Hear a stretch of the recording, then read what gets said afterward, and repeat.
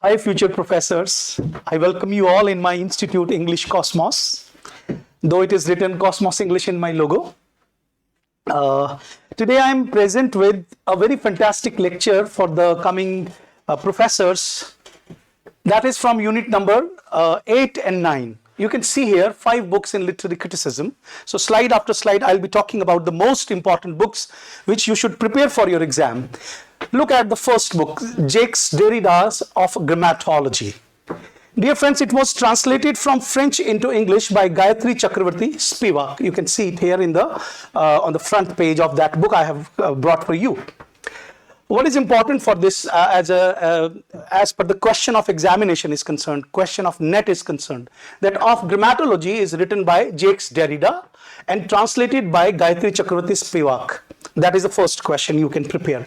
Second thing, they can ask you the date of publication. So the date of publication is 1967.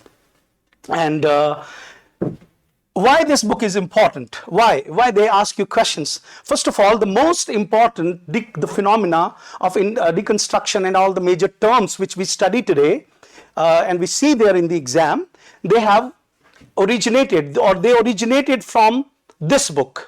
And the students should know the important concept of deconstruction that I will make a separate video on.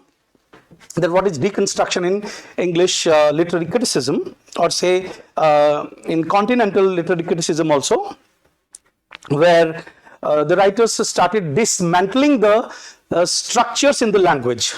Clear? Second important book is the Dialogic Imagination, 4 essays by Mikhail Bakhtin. Dear friends, you can see the cover page of this book.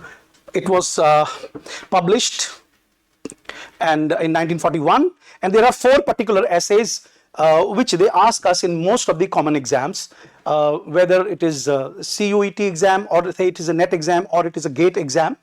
You can see the first essay, Epic and Novel, published in 1941. Separately, these essays were published. Second one is From the Prehistory of Novelistic Discourse. Discourse means communication in linguistics, and in literary criticism, discourse means to touch upon the deeper aspects of, human behavior and study. Third point is Forms of Time and the Chronotope in the novel. If you remember, in the last 3 exams, they have constantly been asking us the questions on chronotope, like who has come up with the concept of chronotope. The date of publication has already been given there, so you can just notice them down from the videos. And the 4th essay is Discourse in the Novel. So I repeat that the name of the book is very important. First of all, many students are still not aware of the major contribution of Mikhail Bakhtin in English literature and in English literary criticism. So they should know that he is known for this particular book. Name is the Dialogic Imagination, 4 essays by Mikhail Bakhtin. Let us move to the next book.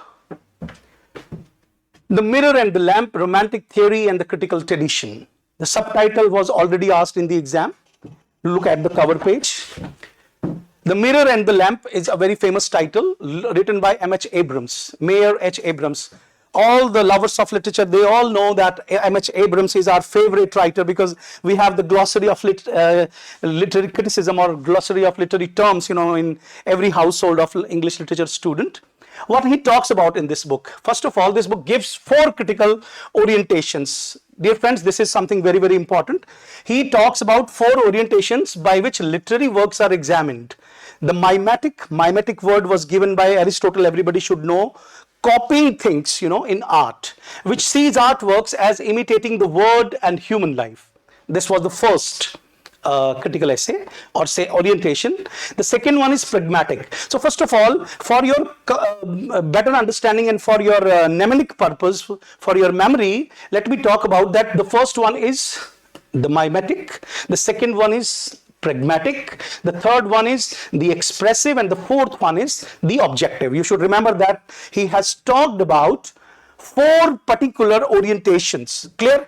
I may not be able to, because the video is going to be long otherwise. I just talk about the 4 orientations. You can read it through the description, or you can particularly see and check for yourself for your better understanding. Still, I give you some detail of that. The mimetic, I already have explained. Pragmatic means the practical purpose, which sees the artworks in their achievement of the effects on an audience, like practically how the work of art has influenced somebody. The expressive, which sees artworks primarily in relation to their producers. And the fourth one is the objective, which looks at the relationship between the parts of the artwork and itself. So a kind of formalism. I don't want to go into the deep jargon so that my students may not get confused. But what you have to learn, first of all, they may ask you a question from the subtitle part, like what is the subtitle of this book, The Mirror and the Lamp. Second question, who has written the book The Mirror and the Lamp. A third question, like how many orientations he has talked about in this book. Let us move to the next book. It's my favorite book because my PhD is on feminism. So The Mad Woman in the Attic. The title itself gives, the very first line gives us the idea of Jane Eyre, where Bertha was, a sort of incarcerated there in the attic. So the Mad Woman in the Attic, the woman writer, and the 19th century literary imagination. Remember Jane Eyre, written by Charlotte Bronte, dear friends? So the first question is, they may ask you, the writers, already they have asked it, the question has already appeared in the NET exam for 4 times.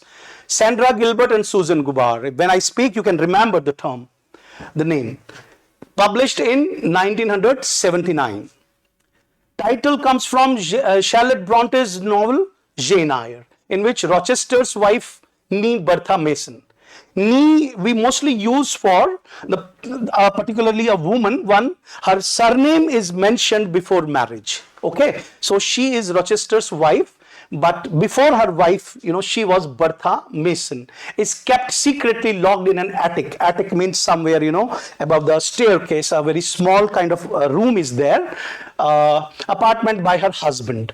And the third important question be, the text specifically examines Jane Austen. This is very important, friends.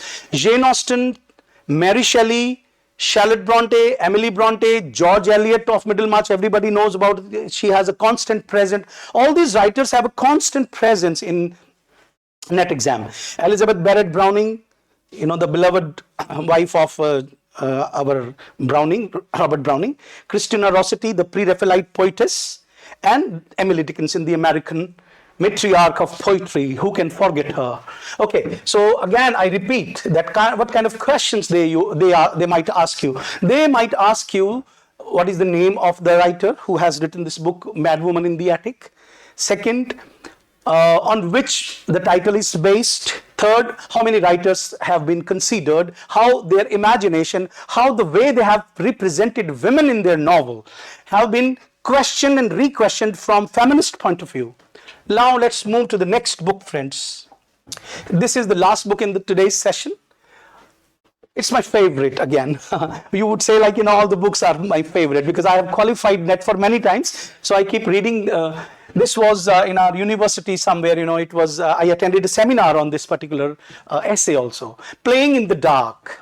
There was a question in NET about its subtitle, The Whiteness and the Literary Imagination. How black people, how Negroes, how the people of color, I should say, I correct myself, I should not use euphemism, but they are considered, the people of different skin color are called, the people of, they are not called black people in America. How these people are represented in literature and movies and all. So first of all, they may ask you the exact meaning of the title. Second, they can ask you like when it was published. Third, they may ask you like what is it all about. So Morrison develops literary criticism of major white authors. You know that American literature of last century or some before say 1980. It was totally filled with the white writers, okay? And the moment we see, the canonization of American literature, we just come about, the writers like Willa Cather, Edgar Allan Poe, Nathaniel Hawthorne, and Ernest Hemingway, how they represented, the people of color in their novels. So I hope you must have liked the video. Thank you very much.